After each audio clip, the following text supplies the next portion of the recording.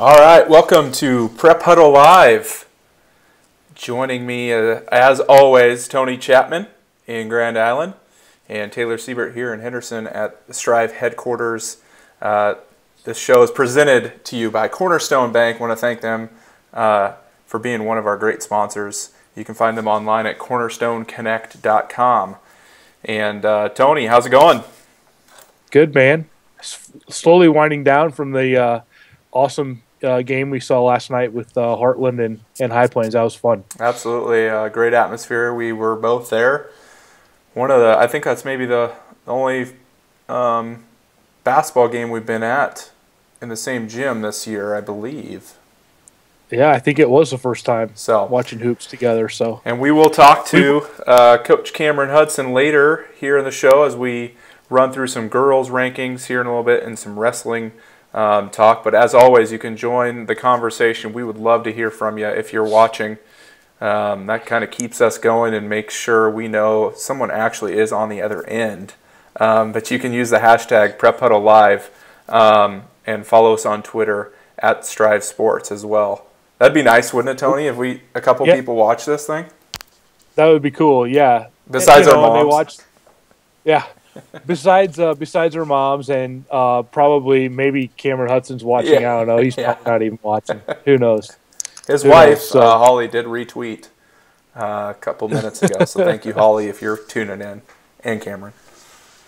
Do you want to dig right into the girls' rankings? Okay, let's do it. I'm looking at these right now, and I'm just counting 1, 2, 3, 4, 5. There's 6 girls teams in Mike Patterson's top 10 from the Omaha World Herald that are still undefeated this year. So still some great basketball being played out there. Omaha Benson, who was Class A champs last year, still number 1. Lincoln Pius, number 1 in Class B, is number 2.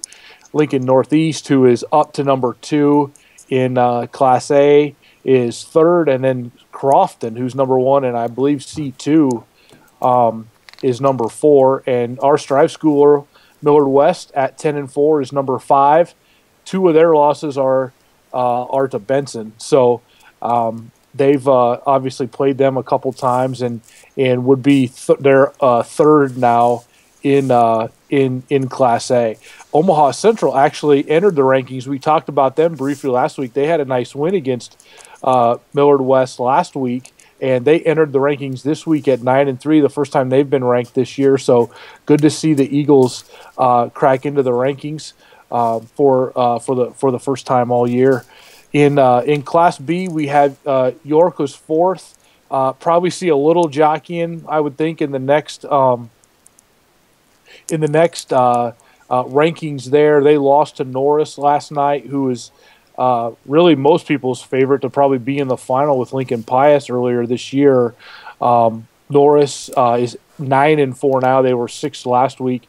They beat York last night 42-29 in York. That game was on Strive and looked like a nice attendance there in York for that game. So in C1, we don't have anyone ranked, but the top 3 did kind of adjust around a little bit there. You had Lincoln Christian move up to number 1 with Kearney Catholic and Minden both getting their first loss of the season, and both of those losses were by 2 points to Hastings St. Cecilia, who's number 3 in Class C2. I'm sorry, number 2 in Class C2. They switched spots with West Point Guardian Angels.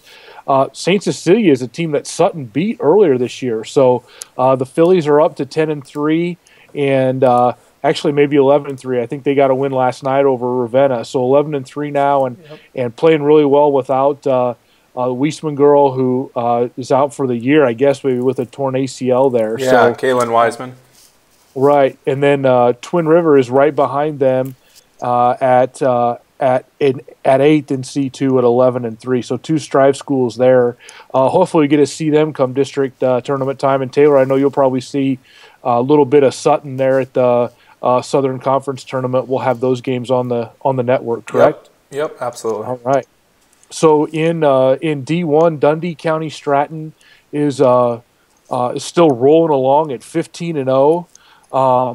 They played Arapahoe on Saturday. It was a game I thought, okay, finally, maybe they're going to be challenged. And then I hop on the points on Monday, and they beat Arapahoe, who is 13-2, and they beat them 70-42 or something like that. They'll get another big test tomorrow. They'll play at Cambridge tomorrow, who is not ranked in C2, but is 11-2. They always play great basketball down there, so that'll be interesting. That'll be interesting to see there. We have Fullerton, who's still fourth at 11-2. I remember, I've covered Fullerton last year in their sub-district final against Palmer, and they lost kind of a heartbreaker there. But started all underclassmen, and they've obviously rebounded really well this year, all the way up to fourth at 11-2. And they're in conference tournament time in the Goldenrod Conference there. I believe, tomorrow night they'll play their semifinals in St. Paul. No, I apologize. Friday night the girls will play the semifinals. Tomorrow night the boys will play, and Fullerton plays Nebraska Christian. So two Strive schools there. They'll play in one semifinal, and then Spalding Academy plays Humphrey St. Francis in the other semifinal, and St. Francis is at 7th in the D1 rankings. So that's a good. That'll be a good matchup there, possibly in the finals. You might see Fullerton and Humphrey St. Francis there. Moving down to D2, we have Hampton and Giltner and Exeter Milligan all ranked now in the top 10, and they'll all kind of battle in the Crossroads Conference tournament. You'll have BDS in there as well, who had lost 4 in a row but got a win last night, I saw. Those are the top 4 seeds. They were ranked in D1. So those are the top 4 seeds for the CRC tournament next week. So Hampton is 5th, Giltner is 6th, and Exeter Milligan is 10th in D2. Giltner was number 1 until they were upset last week by Osceola in a game that was on Strive. So Osceola's kind of turned things around here recently, and they're the 7th seed in that CRC girls tournament. So another one where it's really going to be a dogfight in that Crossroads Conference. That'll be a really exciting tournament next week over in York. So, all right, and we will have. Unfortunately, York Auditorium does not have internet, so we won't be able to stream those. We've been battling trying to get that. I know Coach Hudson has been advocating for that, but just not able to get that done, far as I know. But we will be streaming the Central Conference tournament, which is happening next week in York as well. So it's going to be crazy in York. Dickey's Barbecue, quick shout out to them. You might want to check them out next week. They'll probably be hopping out the interstate. You darn right. I was going to check really quick. I think, speaking of ranked teams, I believe we'll have Exeter Milligan. Exeter Milligan will play Bruning Davenport Shickley on Friday night. So both of those boys and girls games will be great. Great atmosphere there, and those games will both be on the network. So I believe those will probably be on the. Are those on the Bruning Davenport channel? Yeah, I'm not. Yeah. I have not looked. Yeah. Okay. Them or the. They'll be on one of those two. But we'll have a link up. Yep, we'll have a link up on the site there. So that'll. But those two girls, or the girls game and the boys game, should be a doozy. So. Cool. Well. Go ahead. I was just going to say we'd transition over to wrestling and just review these rankings really quick. Yeah. It'd take us forever probably to get through all the ranked wrestlers, but on the team side, in Class A, Millard West is 10th in the dual rankings, and I'll just quickly try to run through. Aaron Haynes at Omaha Central is 6th at 106.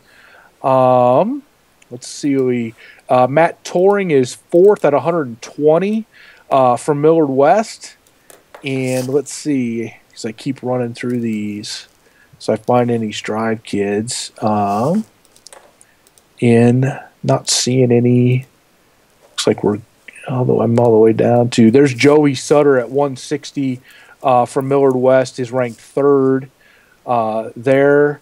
And let's see. Corbin Foster at 182 is ranked 3rd from Omaha Central, and Colby Foster at 195 is ranked 2nd from Omaha Central. Zach Soros from Millard West is 5th at 195, so 2 wrestlers there. And it looks like that rounds out the ranked kids in Class A for us. Of course, our coverage on wrestling will probably ramp up around district time, and we'll have some features on some of our kids there as they head into the state meet, which for my money, even though I'm a basketball guy, the state wrestling semifinals are one of the coolest events in the whole state. And then when the finals get going, it really ratchets it up, the intensity there. So that's really fun. So in the dual rankings, then in Class B, Northwest is third, York is fourth, and then the team rankings, Northwest is sixth in the team rankings. Run through the ratings really quick here. As far as wrestlers there, Devin Schmidt from Northwest is fourth in Class B at 120. Anthony Red from York is fourth at 126 in Class B. Jacob Hoffman from Cozad is sixth at 132, and running down to 145, Brian Messersmith from Cozad is the top-ranked wrestler in that weight class. Carson Sock is sixth at 152. You have Austin Cooper from Northwest at 4, and Jackson Kaufman at 6 from York. Ty Schneider from Syracuse is second there. Syracuse might be ranked in the team rankings. I'll double check that when I go back up. And then at 170, Tanner Wonk from Aurora is fifth, and Max Smith from Crete is third. Ty Johnson is second at 182. Will Niels is sixth at 182 from Syracuse. Lane Crasser from Crete is fifth. Ty Johnson from Northwest, probably my guess would be we'll move into the top spot when we look at those next week. He just beat Willie Cogdell from Shadron, who was the number 1 ranked wrestler at the East-West duels last week. And then Karsten Runge from Columbus Lakeview, he beat him last night in a duel. Bailey Dishman from Northwest is second at 195. Craig Hudeberg is third from Aurora at 195. And Chandler Brayton from York is fourth at 195. So that weight class at the Central Conference Tournament should be loaded there. And then at 285, of course, Matt Clark, one of probably the top wrestlers in all the state at heavyweight from Syracuse, is number 1 there. Marvin Lazo from York is number 4 there. So I was just going to run back up to B. I know we're running out of time here before we hit the break. Syracuse is not ranked on those. So I'll just run through the team rankings real quick, Taylor. I know we ran through the individual rankings last week in C and D. So Central City is 7th, and Wilbur Claytonia is 8th, and Centennial is 9th in the team rankings in Class C. Those are from Darren Garfield over at Central City. And then in the dual ranking, Central City is 4th, Wilbur Claytonia is 7th, and Centennial is 8th over there. And then in Class D, let's run to Class D really quick. Creighton is 9th, and Palmer is 10th in the team rankings. And then in the dual rankings, Creighton is 3rd, High Plains is 7th, and their Central is 9th. So kind of a different mix of teams there between the dual and the team ranking. So that kind of wraps that up. I know there's kind of one more weekend here of what they call regular season, and then really in wrestling you'll have conference then next week. Districts then will probably would be the following week, and then we'll head into the state tournament, which I think would be the 19th, the 20th, and the 21st in Omaha at the Quest Center. So have you ever been to that, Taylor? In high school, and I did want to let everyone know we are going to have some coverage from Matt Maltzberger, former assistant wrestling coach at York, who's going to be down there helping us cover the event with some tweets and photos and stuff like that. So we'll be posting that on Strive Sports as that time comes. So awesome. All right, we're going to take a quick break and get Coach Hudson on the line. I want to apologize. I can see we're having some internet issues here at the office, so apologize for those that the stream keeps cutting out or seeing some funky things. We've been having some issues here, so be patient with us if it does drop out like it just did.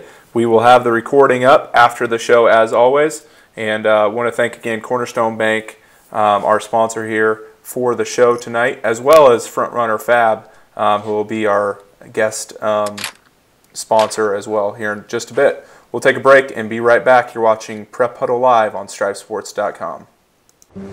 Yeah, I get it. For the little things. Technology's great. It makes things easier. It's faster. We can get things done wherever we go. And we get all that from our bank. It works for us. But for the bigger things, the things that really count, I still want to talk to the people I know and trust. That's why I'm here.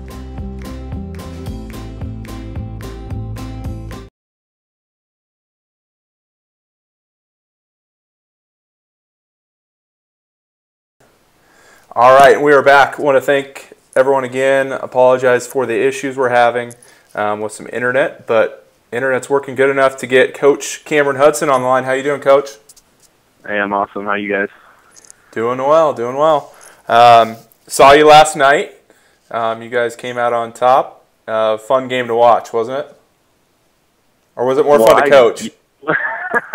Well, it was physical.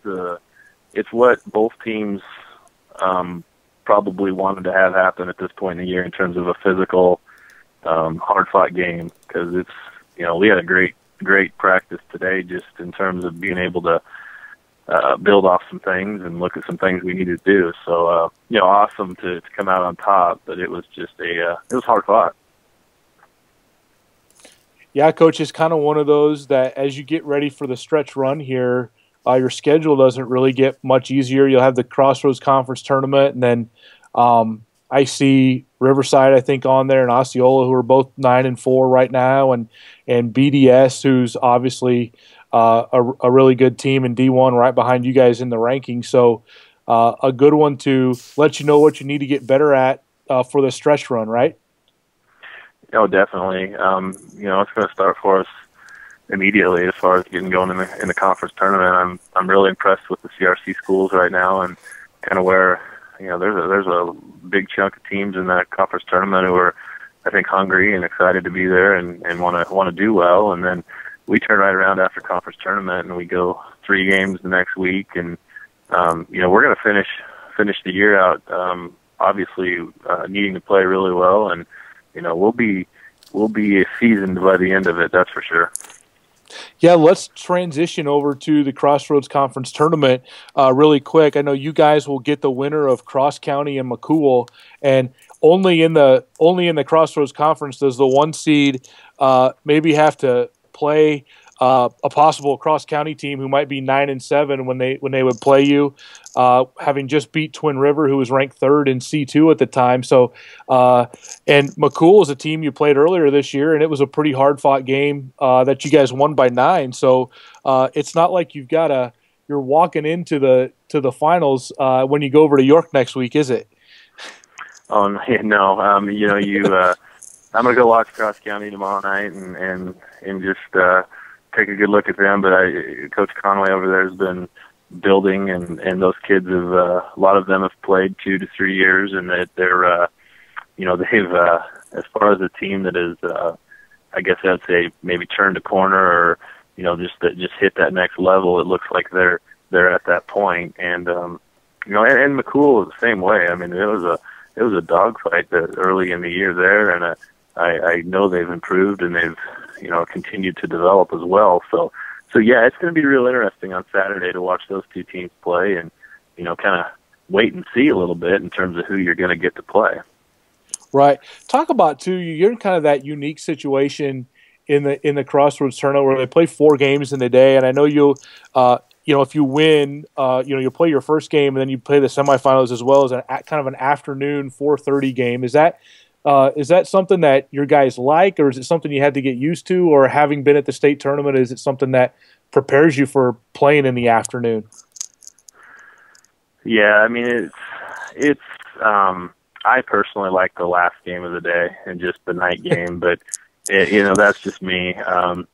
last year we went and played Freeman at like 10 in the morning over at the Hoops Classic in Grand Island, and everything went fine there too. So, anymore sometimes you just think the kids just act like, let's just, roll out of bed and go play, or kind of the summer camp mentality of getting up and playing that game. But yeah, I mean, it's a little bit different in that it's kind of like it's practice time. So you go to school and you get out of school and you basically go play a game, and normally a time you'd be practicing. So, it's somewhat of a routine at that time of day. Yeah. Talk about your guys this year. I know you obviously last year you had that run to the state finals, and you bring back really just Cole Klingsborn as a starter, but some guys who played some key roles. And really in watching you last night, you've got kind of all the pieces there. It looks like with some of the new guys. Just talk about the play of the guys other than Cole. I know Thomas Young's had a key role for you, and Cole Harless played really well last night. I guess just talk about some of those other guys who have stepped in and filled that role for you.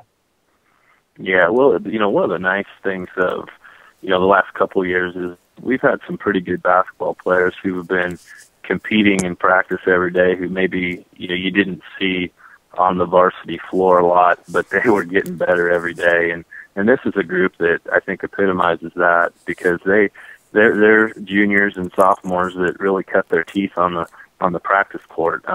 You mentioned Thomas Young as a sophomore. He stepped into the kind of that. He's that 1-2 combo. I mean, he can play both the point and the two, and he's done awesome. And he hit a big shot last night for us, and he's done that all year. Cale Harless inside has played a role for us the last couple of years, but he's really just stepped in, and we've challenged him to control the middle. And he had a stretch last night where he did absolutely that, and that was pretty crucial for us there in the first half. Jabe Wirtz is a senior who's played basically since he was a freshman and in different spots and different roles, and he draws the tough assignment every night out as far as guarding a big or guarding a shooting guard, and he just goes about his business and does his work. And we've got Andrew Adelson, another senior who he's really shot the ball well for us, and he's come off the bench and just been awesome as far as a lot of times our guards draw a lot of doubles driving, and he's just been able to spot up and kind of find his groove outside.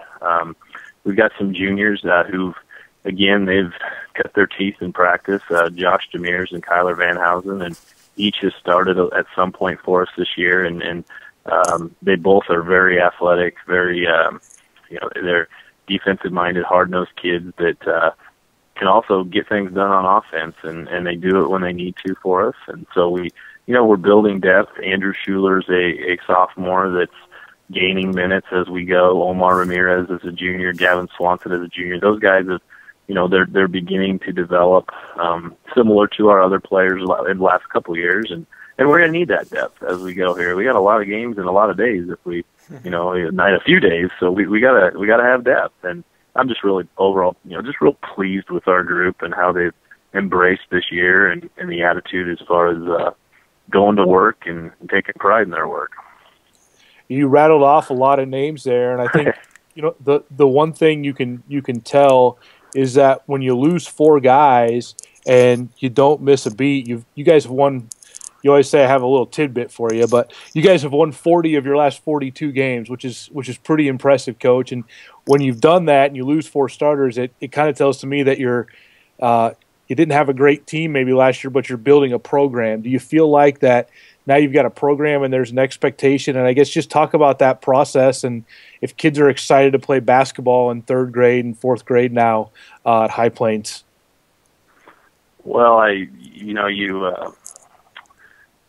4 years ago, we went to work in terms of with a group and built, the groups. I mean, this is my 14th year at High Plains, and we've had good teams before. We just maybe haven't had a consistent long run.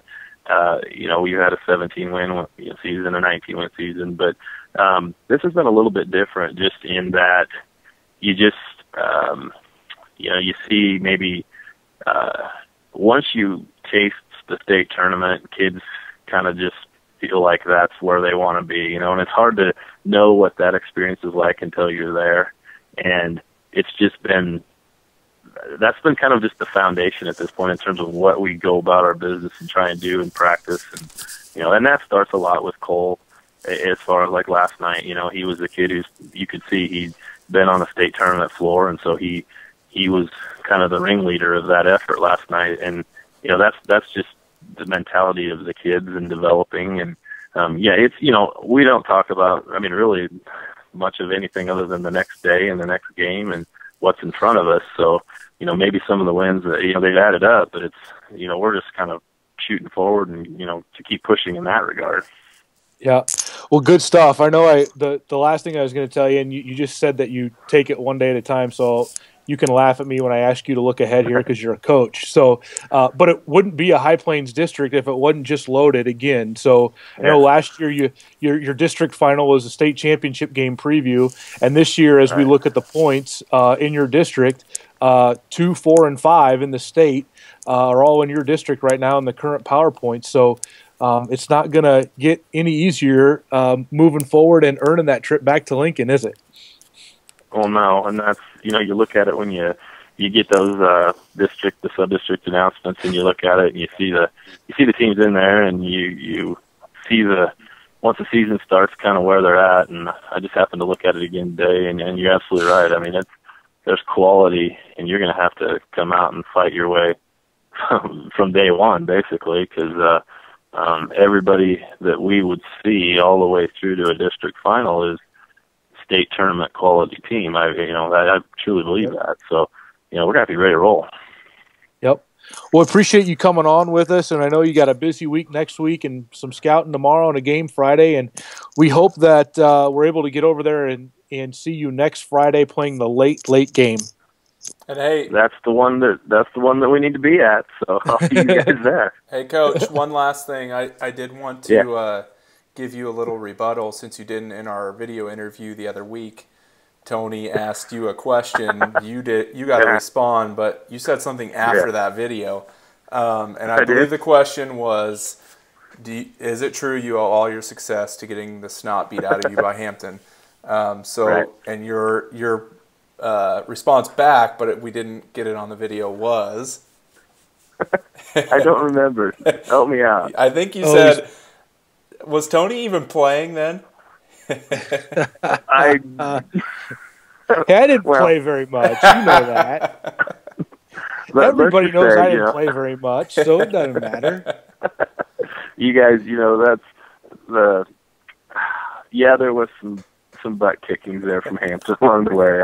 I don't owe everything from that, but I learned a lot, that's for sure. So definitely. And you continue. Cam was on a conference championship team that did beat us, though. I will say that's that. Right. That's what he was referring to. Yeah. I was down at the end of the bench. But yep, you and me both. There. We were probably at opposite ends of the far end of the bench that night. Yep. I just had to throw that in there. So. I got you. Thanks, Coach. We appreciate the time. All right, thank you, guys. Good luck. We'll talk to you later. Thanks. Oh, shoot. I accidentally hung up on Tony here, so we'll get him back on the line.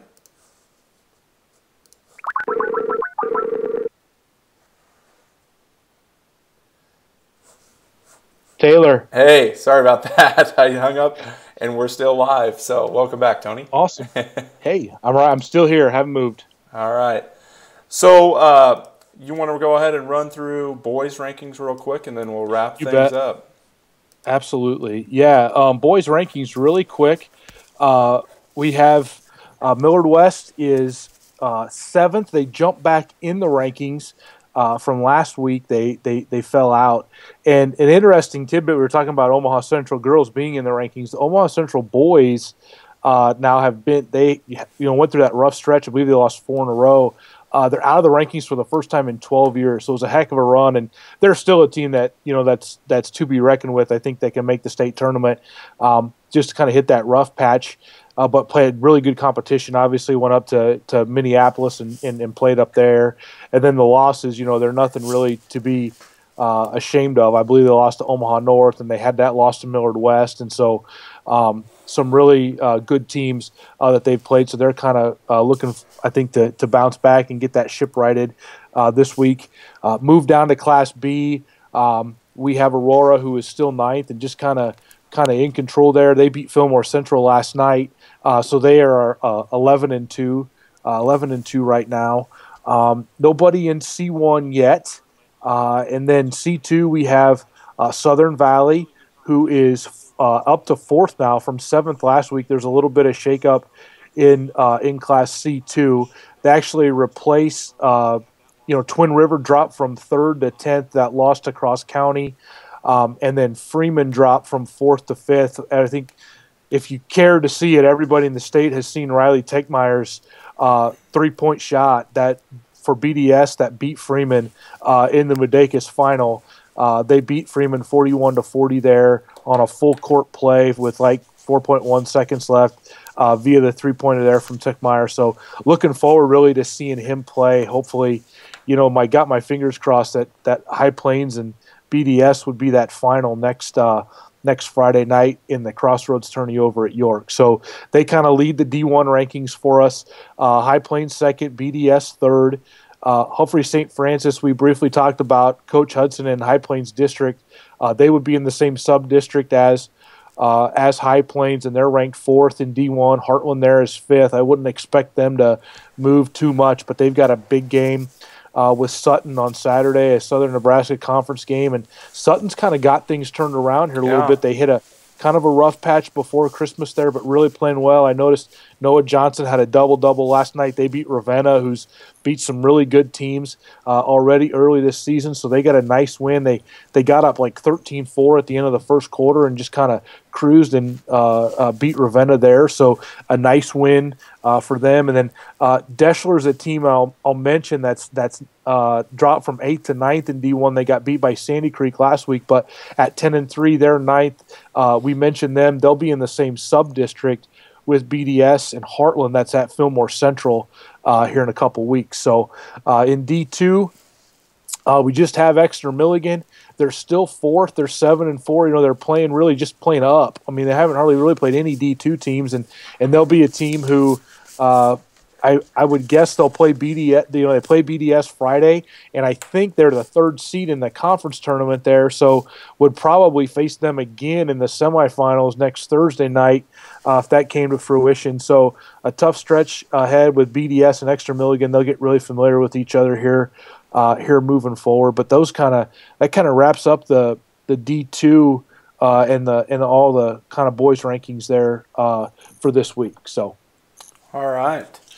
I guess, too, Taylor, one more thing I had run through. We mentioned the Goldenrod girls conference tournament. We mentioned those pairings, but we've got two Strive schools in the boys semifinals, too. So Fullerton got to 10-4 last night, or 9-4, excuse me. They beat Heartland Lutheran. So they're in a semifinal against St. Francis, who, as we mentioned, is St. Francis is number 4 in D1, and then Spalding Academy will play Riverside, a little 6-man state title rematch of that one in the semifinal. So those games are tomorrow night in St. Paul, and then the girls' games are Friday night in St. Paul, and then the finals and the consolation games will be on Saturday. So they'll play 2 games tomorrow, 2 games Thursday, or 2 games tomorrow, 2 games Friday, and then the 4-game final day will be on Saturday, all at St. Paul High School.